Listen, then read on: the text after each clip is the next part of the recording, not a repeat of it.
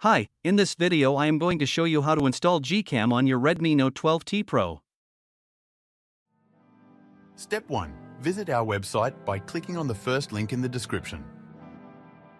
Step 2. On our website, go to the download section and download GCam APK file. Step 3. Go to video instruction section on our website. There you will find step-by-step guide on how to install that GCam APK. That's it. Don't forget to visit our website for complete instructions and APK file. Lastly, here's some GCam versus stock camera app comparison.